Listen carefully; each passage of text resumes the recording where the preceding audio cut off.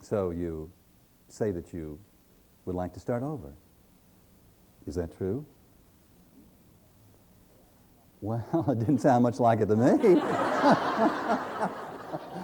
What kind of a starting over attitude is that?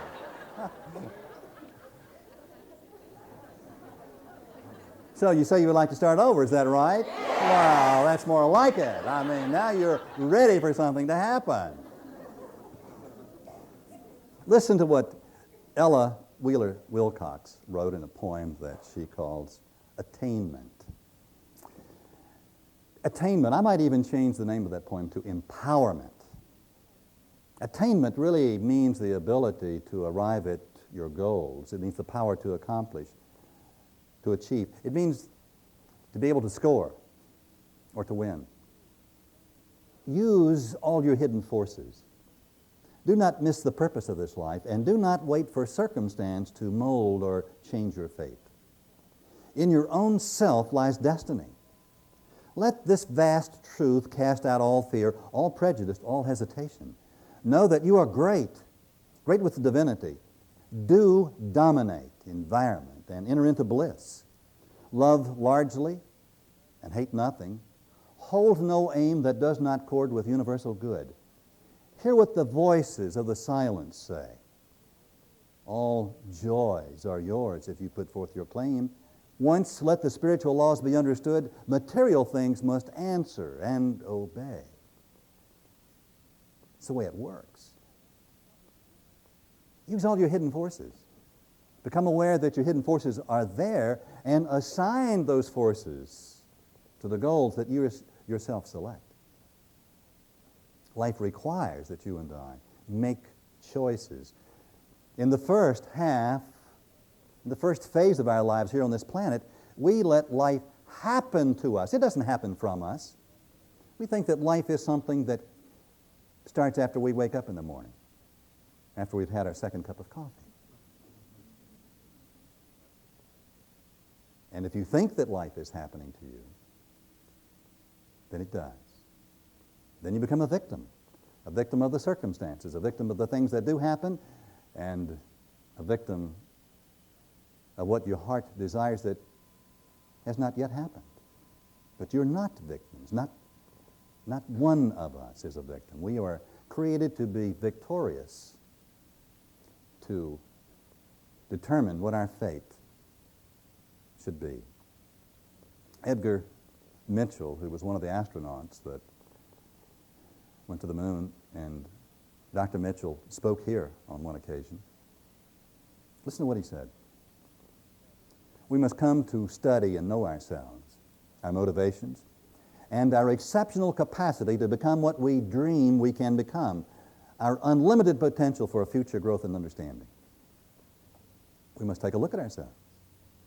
And as Ella Wilcox said, to be able to use our hidden forces and to not miss the purpose of this life, to not wait for circumstance to mold or change our fate, that it's our responsibility. And speaking of that responsibility, Viktor Frankl, and you have heard much about and from Viktor Frankl. He was in prison camps in World War II and was one of those persons who was destined to be put into the ovens, but he was not, and he credits his escape, the fact that he lived, to the change in his attitude, to an awareness that happened to him, and to some objectives that took shape in his mind. Listen to what he said. 3 factors characterize human existence as such. Mankind, spirituality. We are spiritual beings, living in a spiritual universe. We already are. His freedom. We have the ability to be free to experience those things that our hearts desire. We have the ability to be free of our self-imposed limitations, because every limitation that you and I have demonstrated in our lives is a self-imposed limitation. It was not created into us. It's something that we have accepted as being true or valid when it had no validity at all. We are basically spiritually free, And individually and ultimately collectively, we can and we shall demonstrate our freedom. But your responsibility and mine is to demonstrate our freedom in our life, and this is going to require, on more than one occasion, the commitment to start over, to begin again. And Frankl said that the third characteristic is our responsibility. That each of us must become personally responsible. And what he's talking about is the fact that we can no longer blame circumstances. We can no longer point at persons, places, things, and conditions and appear to be helpless in the face of those circumstances, or to cause ourselves to believe that other persons are responsible for our fate. We are personally responsible. And it's one of the most important concepts that any human being can grasp and demonstrate in his or her life. The most important discovery of my life was the fact that spiritual principles would solve all my problems. Spiritual principles would solve all my problems. And I can tell you that when I made that discovery, I was surrounded by problems. I was a problem-oriented person during that phase of my life. And why should I not have been a problem-oriented person? Because I had come out of an environment, out of an experience in which the people larger than I in life, the ones who had gone before me, were problem-oriented people. They were crises-oriented. They were doing the very best they possibly could under the circumstances that existed in their minds and in their lives. But I had learned in my short life to expect, to experience hardship and pain and suffering. And that was my experience. That was what I actually experienced. The most important discovery is the fact that spiritual principles would solve all my problems. And when I made this discovery, it was so important because I had made a commitment to put my life in order. And I discovered a second great truth. That as important as putting my life in order was, it was not to be an end in itself. Putting my life in order was not an end in itself. I discovered that my real purpose in life was to fit myself to be of maximum service to God and to the people around me. And that the place that I would experience, or that I would be able to demonstrate this interchange that would fit me to be of maximum service to God, would be in the process of putting my life in order. It's as paradoxical as it seems that I must work on my life to change my life. I must set new goals that with all my heart I desire to achieve, and I must go into action with all of the energy, with all of the power that I could demonstrate to achieve those goals, and yet the achievement of those goals was not my primary purpose. Are you understanding my drift? That my primary purpose was to be changed, to fit myself, to be of maximum service to God and to the people around me. In other words, if my efforts were for myself alone, they would ultimately fail. If my efforts were to have and to hold, then they would ultimately fail. Only as my efforts worked for the good of mankind, certainly for myself because I was a part of mankind. And I discovered something that we have all discovered, that lack of power was my dilemma. We have to find a power, but we have to find a power by which we could live, and it had to be a power greater than ourselves. If the power was only equal to me, then it had no power. I'd proven that to myself. Now, having to discover a power greater than myself, where and how was I to find this power? Can you imagine where I was to find this power? In fact, it's the only place that a human being can find the power. Do you know where it is? In a monastery? Where? Within me, yes. But sitting in the lotus position? No, in my life. The only place that you'll ever find the power is in your life, and you'll find it in your life when you're working on your life. You will never experience the power unless you're working on your life. You never have, and you never will. And I'll tell you something else. You don't know of anyone else who has. and you never will. It's only when you are working to change your life that you can find the power. But if you're working to change your life for you, you can't find the power. Isn't that strange? You have to be changing your life for you, but for more than you, to fit yourself to be of maximum service to God. And I say this because we're starting over, aren't we? And this time in starting over, we need to know the rules. Because if I start over, and I did that many times, there was once I moved all the way to California to start over. And I started over. And the same thing happened to me in California that had happened to me where I left, where I had been. And there's a very good reason for that. More of the same produces what? More of the same. More of the same. I didn't want what I had of the same. And I got more of the same. So if you want to start over and have a different life, then it's important to know that it's in your life that you will find the power, and you'll find it in the midst of your problems. And it's very important for us to know that, because if we don't think that we need to change, we're not going to find the power. If we don't think we have any problems. If we think that the other person is the problem. I have problems, Jack, but it's those other guys. I have a list of my problems, and they are not me. Then I will not find the power. I will not find the power until I know that I'm the only problem that I have. A few other people may appear to be my problems, but they're not. Now, it's so interesting that as soon as a person is able to lay aside all prejudice, meaning all of our old ideas, and express even a willingness to believe in a power greater than ourselves, working in our lives to change our lives, then we commence to get results that are amazing. It's impossible for us to fully define or to comprehend what that power, which is God, really is, but you don't have to define it. All that you have to do is to believe in it and go into action, believing that it's working in your life. And a creative intelligence will go to work in a way that will absolutely astonish you. And something else that we discover is that God does not make too hard terms for those who seek Him, meaning that God does not care one whit what we did in the past. It's fact. You may care one whit what you did in the past, but the moment that you and I start over, the past is canceled. If we will turn it loose, if we will turn away from it and walk forward into the future. To those who start over, the realm of spirit is broad, it's roomy, it's all-inclusive, it is never exclusive or forbidding to those who earnestly seek. It's open to all persons.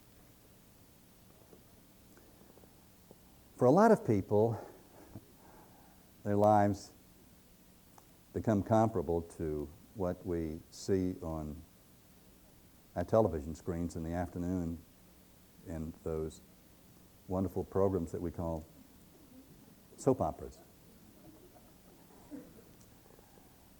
And for many folk, those soap operas are filled with excitement and suspense. I mean, they really have their favorite programs and their favorite characters. Do you know why that people watch soap operas? Have any idea why? You don't know why? It's because they don't have a life of their own. If you don't have a life of your own, it's true. If you don't have a life of your own, then they become your life. You tune into them and you follow them and you suffer with them. And you just can't wait to turn them back on to see what the next drama is going to be. The drama develops into trauma. And the emotions of the spectator are heightened, but then it's only a fictitious story, right? Wrong. No. Those are not fictitious stories. Where do you think they get them? From us. And why do you think we love them so? Because they are us. That's why. The collective us. See, what we see in soap operas really happens in real life. And here, in looking at soap operas, we're becoming aware of the destructive effects of growing up in dysfunctional families. Have you noticed that you've never seen a functional, person in a soap opera? Not one. Name me one character that is. One loving family where everything goes just great. They're not there. We grew up in those families. Your mother may not want to admit it, but we came out of that kind of environment. There may be an exception here or there. I think I told you that there was a rumor that there was one really functional family somewhere in Texas, but no one's been able to find them.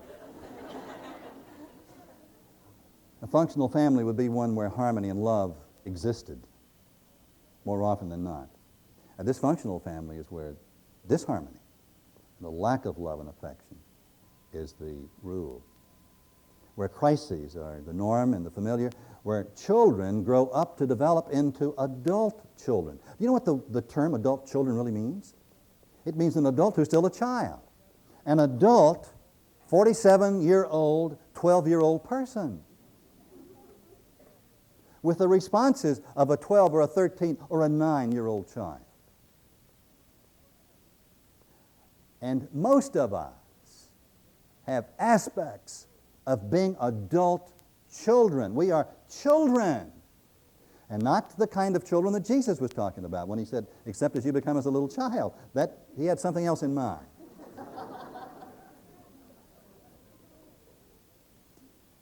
We grow up unable to break the chains that bind us, incapable of changing the tapes that blind us.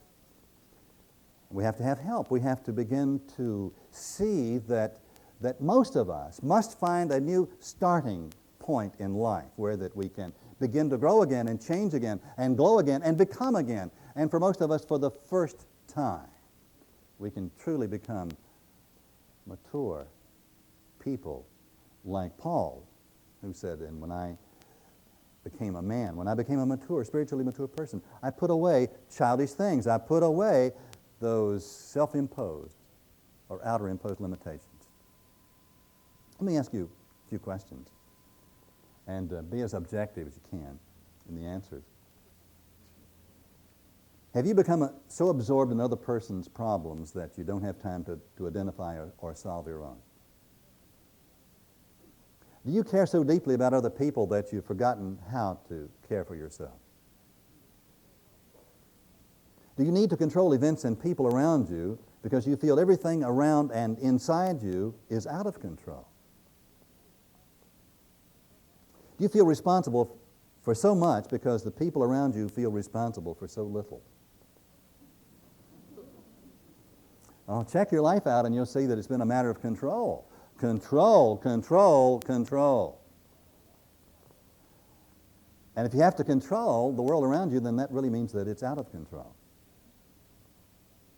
I used to feel like that my life was like a television set that needed to go into the shop, because every time I got up out of my easy chair and got people fixed, you know what I'm talking about? Got them adjusted just right. And the moment I sat back down, the screen was blurry again. I mean, they didn't understand what I was telling them to do. They didn't get the message. Have you had that same experience? They didn't get the message. If you answered yes to one of these questions, then you're probably having relationship difficulties. Probably. But what this really means is that you found a new starting place, a time and a place, a position, the understanding with which you can begin to get understanding. You see, the most important thing that we can ever learn is to come to understand that we don't know anything, so that we can put aside what we have known, what we have believed to be true about ourselves and the world around us, and start all over again. And to come to understand that truly, truly, truly, a new way of life awaits you. And that it's important to go into action to achieve more joy and more satisfaction than you're experiencing or than you have experienced in the past. Now, I mentioned codependency, and most of us really don't understand what that term means.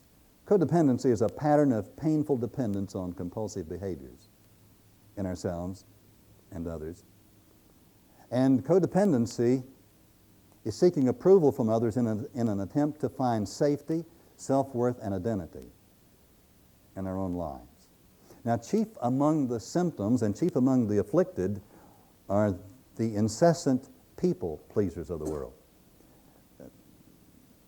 Have you had any experience with people pleasing?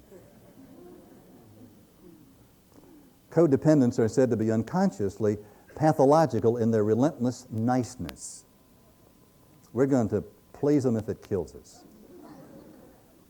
And they become so estranged from their own needs and values that they often suffer from physical exhaustion, depression, and hopelessness, and they frequently become suicidal. They don't always commit suicide. They just think about it a lot. And in what they're thinking about when they're considering suicide is that they would like for their lives to die, meaning they'd like for their circumstances to die.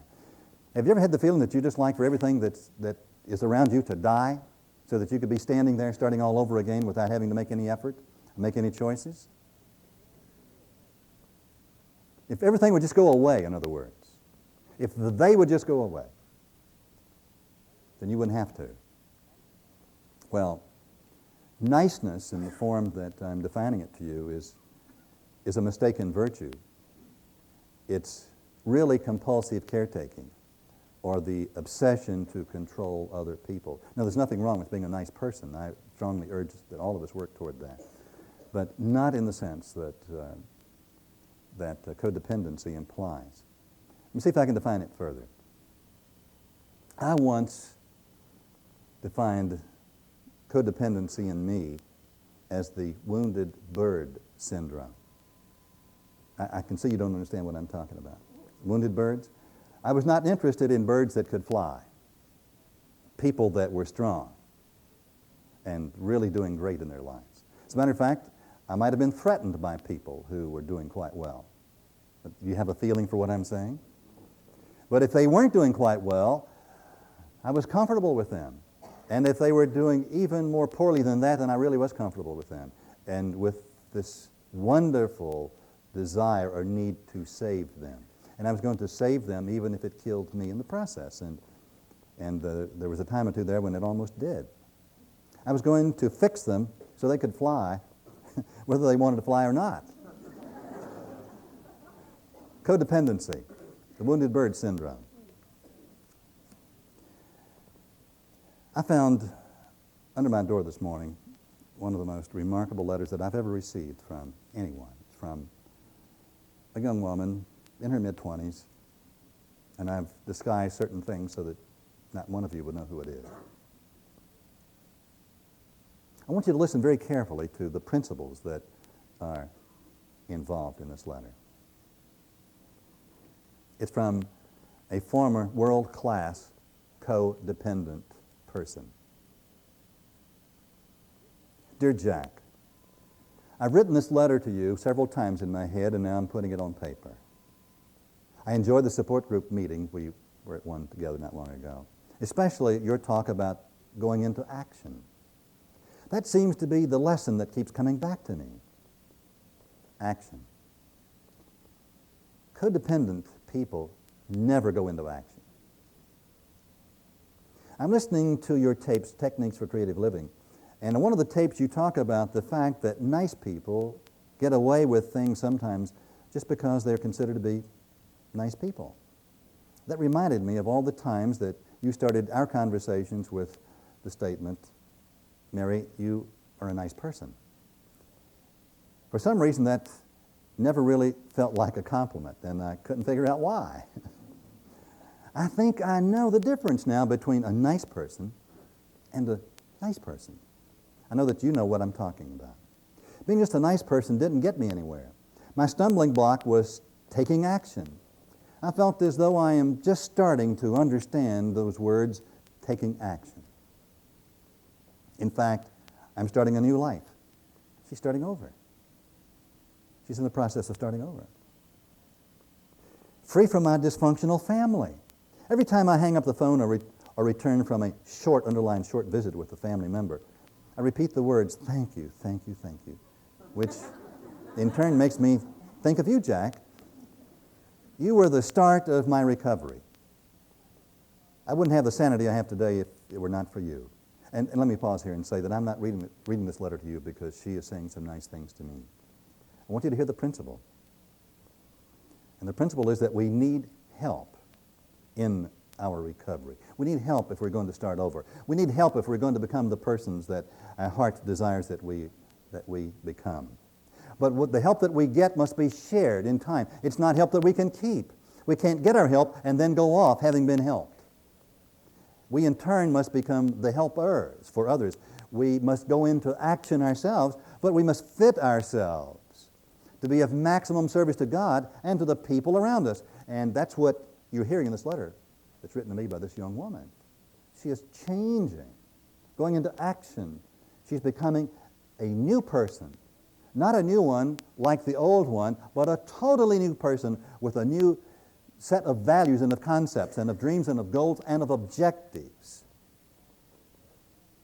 I have often thought of ways that I could repay you for the generous things you've done for me.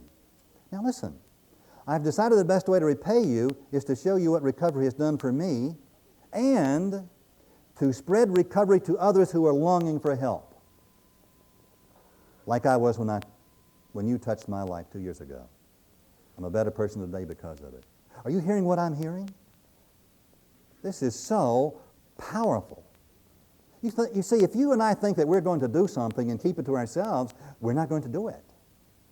It's only when we become excited about going into action to be changed persons, sharing our gift, our enthusiasm, our joy, our excitement, our dreams, our goals, with not only with our friends, but with those persons who as yet cannot believe in themselves and cannot believe for themselves. That's where the action really is. Thank you, Jack Boland, for giving me the chance to think differently, to change my thinking, and to want more from my life, and also to want more and expect more from life. I am an action person today, no more resisting, just persisting. Wow. Boy, do I salute this person. I'll tell you I do. We're talking about starting over. The first phase of our lives, life just happens to us. And we tend to take on the characteristics that we have experienced in our nuclear family and from our peer group. And so we sort of drift into life. And I know that you have seen that person, that young kid, that young child, boy or girl, who has great potential and sweetness of spirit, the lovable kid that is a perfect screw-up. Have you ever seen one like that? I'm thinking of one. His name is Jim. First time I met him, he was 7 years old. And he was his mother's little darling, Jim. And my first real experience with Jim came through the Sunday school teachers when we were at our old church over at Coram and Queen. And he was the first child ever, then or now, that our teachers finally just threw up their hands and said, we can't cope with little Jim. You'll have to do something with him. Now, when I and they told his mother, who happens to be sitting right there, what do you think she said? Thank you for telling me? She didn't say that at all, not at all. Not my Jim, not my child. I think it was about a year after that I told her, Jim was about 8 years old. And I said, your kid is going to grow up and be an alcoholic. Jim happens to be here too. Jim Tucci, come up here and stand on this platform.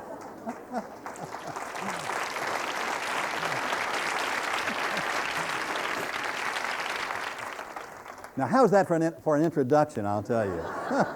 But now let me tell you the rest of the story, not all of it. This is one of the most delightful, one of the most wonderful young men that I have ever met in my life. As a matter of fact, most of you don't know it, but Jim works for the church, and he is in charge of our maintenance department. Have you noticed how well-groomed our property is, how everything is in its right place, and you've never seen it look better?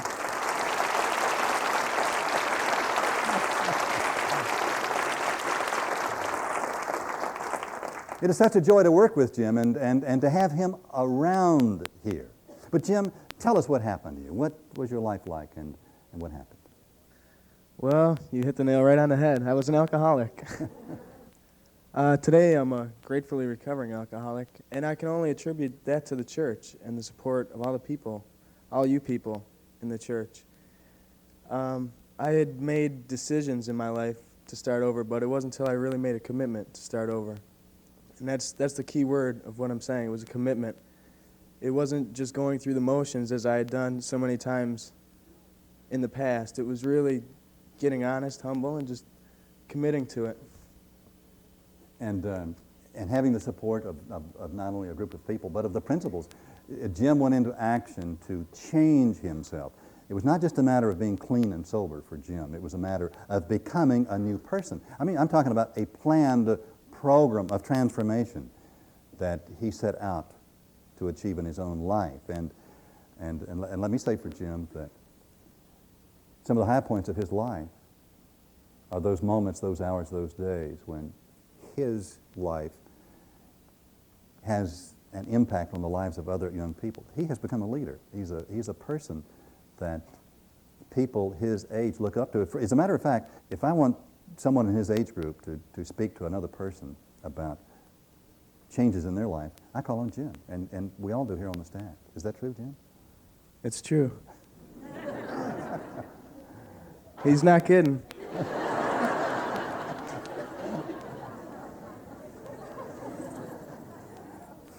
Have you found out that you can't do it by yourself, and yet everything that you experience, you have to give it to someone else? I know that I can't keep what I have unless I give it away. It's so true. And you always put it into words so well. Thank you, Jim Tucci. It's a real pleasure to have you. Thank you, Jack. On this platform.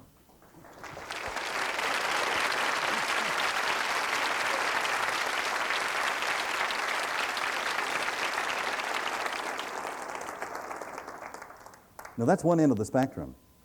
Suppose that you grow up and go off to college and get your degree and find the right person and marry her and set out to live happily ever after and achieve that goal and have 3 children who grow up and become professionals in their own experience, and you have a great job with a great corporation, and you stay there until it's about time for you to retire, and everything's running along very smoothly in your life, and there seems to be no apparent reason to start over. But there's always a reason, isn't there? There's always a reason, there's always the time. And the person that I'm going to bring before you in just a moment is someone that most of you know. I've often said that if we did not have Andy Andrews here, we'd have to invent him. Andy is that person that you probably see more often than anyone else. He's here at 6 o'clock on Sunday mornings. I greet him every Sunday morning at exactly 6 o'clock. He's our head usher. He and some other people get here at that same time to prepare the sanctuary, this whole church, for the events that are going to be following the course of that day. And he's on the board of this church. But a long time before he was on the board, I learned that if there was something that I or this church needed to have done in this community, we would call on Andy to do it. He was always too busy to do it, but we never knew it. He gets it done. And Andy Andrews, come up here. I want everyone to meet you.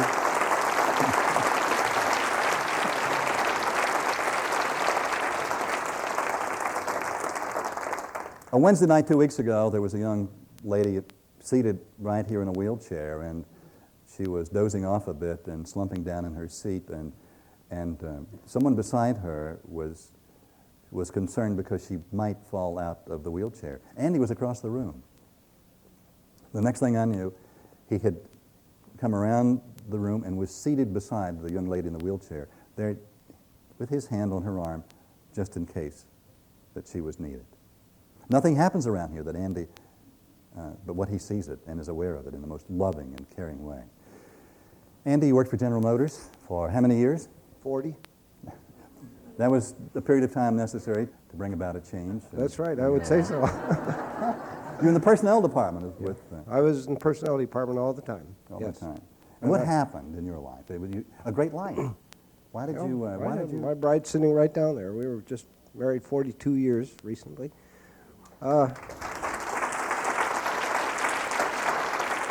We, we were in this church, not this building, and Jack talked about, are you doing what you really ought to be doing? And I thought that over carefully, and I decided that I was not doing what I was supposed to be doing. And to sum that up, I decided that I was going to retire, and I did retire. So that you could retire and not do anything? Is that what you had in mind? Well, I think that's what I had in mind, but I explained to Peg that I was not going to be doing any yard work or cabinet building or any of those kind of things, and I don't do a whole lot of that. However, after a relatively short time, a second career emerged. I did not seek that out. And then a third career emerged. And today, I'm on the threshold of another one. There may be several of them before this is over. But one of the primary reason that Andy retired from General Motors was because he saw a need for service here at the church. He saw that, well, you say it, Andy. What did you say? Well, I was watching Jack for a year, third row, and for a year, so you don't have to check them out. I already checked them out. And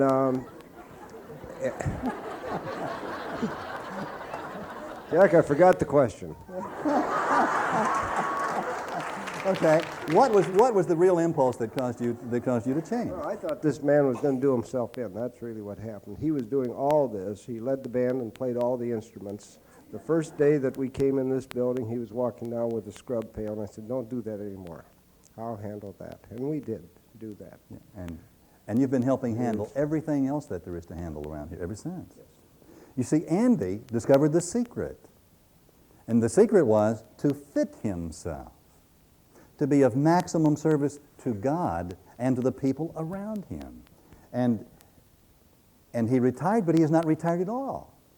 He's gone from one career to another career, and now on the threshold of another career. You see how that life keeps happening to a person who starts over, who makes a commitment?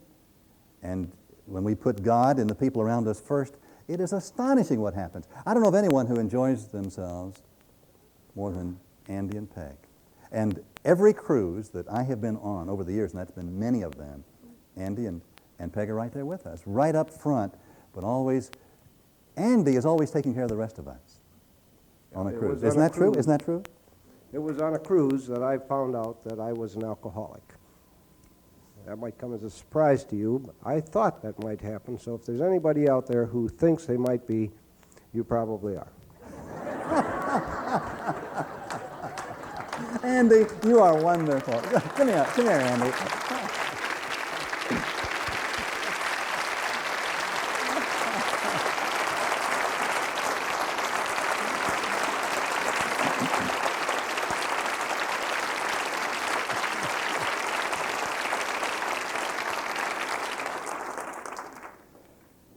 There's so many events that happen to us in life that we had not planned on and had not hoped for, did not believe in, and certainly if they did happen, they would never happen to us. And of those events, probably divorce is the most traumatic of all. I've never known anyone who got married to not stay that way. Divorce is painful. But in the real world, or in the world of, it may not be the real world at all, in the world of that we experience, divorce does happen. And we've been led to believe that divorce, when it occurs, is traumatic and painful and hurtful, and that it's something that takes a long time to get over, if ever one gets over it. Have you heard those stories? A lot of suffering, unforgiveness, always someone else to blame. Right? Wrong. It doesn't have to be that way at all. And to give you a classic example of a new way to start over in case divorce happens to you. Now, don't go home and say that I said. Kathy Tetrall, come up here and speak to us. This is Kathy, who happens to be my executive assistant. Thank you. Jack talked earlier about not falling victim to things, and he just talked about how divorce is always said to be painful and full of suffering. And my husband and I, a month and a half ago, decided to divorce after we had been together for 11 years. Which was 40% of your life. Something like that. Something like that. And one of the biggest lessons that I saw was at my doorstep to learn was that change and growth will always have some pain along with it, but it doesn't necessarily have to have suffering. And we decided, and I decided for myself, that I was not going to suffer through this situation, that I wasn't going to fall victim to what society dictates should happen in a divorce, that I was going to take total responsibility for myself and do what I needed to do. And what I needed to do was practice these principles. I had made a decision many years ago to be of maximum service to God and the people around me. And this was the perfect opportunity for me to work through that. And there's no fault. I was just going to say, in the blame issue, that I hear so many of my friends that have gotten divorced and people that I've talked to, there's always one of the two that have to be at fault. And there isn't anybody at fault here. I do not look back and think on that I should never have married this man, that I never should have stayed in the relationship as long as I did. Every single day of those 11 years is what got me here, and I am very grateful for it. And there is no fault. There is no blame. And the divorce attorney can't understand it. We made the decision on a cruise, the first day of a 2-week cruise, and spent the rest of the 2 weeks in a stateroom, a box. And during that time is when we decided that we should go through and decide who's to get all the personal belongings and the property and everything. And it was a wonderful, wonderful experience because both of us wanted the other person to have everything. So there wasn't, this is mine and you can't have it, and this is mine and I want this and I want that. It was like, no, I don't want it, you take it. No, you take it. And finally we decided one of us had to take the house and the cat. So we got that worked out. But to me, it's been one of the greatest experiences of my life and one of the best opportunities I have been given to practice what's taught here. It's so interesting that the 3 young women who work the closest to Kathy in our office are each engaged to be divorced, to be married. To be married. And here is one person moving in one direction and 3 other people moving in the opposite direction in a spirit of harmony. They're the most wonderful support group there, isn't that true? Absolutely. Yeah. Absolutely. All equally excited. Definitely. Isn't that amazing?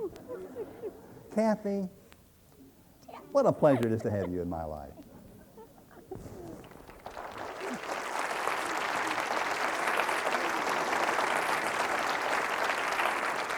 Life does not have to be the way that you were told that it was. It can be the way that you know it is in your heart and that you desire it to be, the way that you want it to be. But you have to make the choice, and it is you who must go into action to bring that choice to fulfillment. Ella Wilcox, trust in thine own capacity as thou wouldst trust in God himself. Thy soul is but an emanation of the whole. Thou dost not dream what forces lie in thee, vast and unfathomed as the grandest sea. Start over. Begin again. Dream your dreams. Go into action.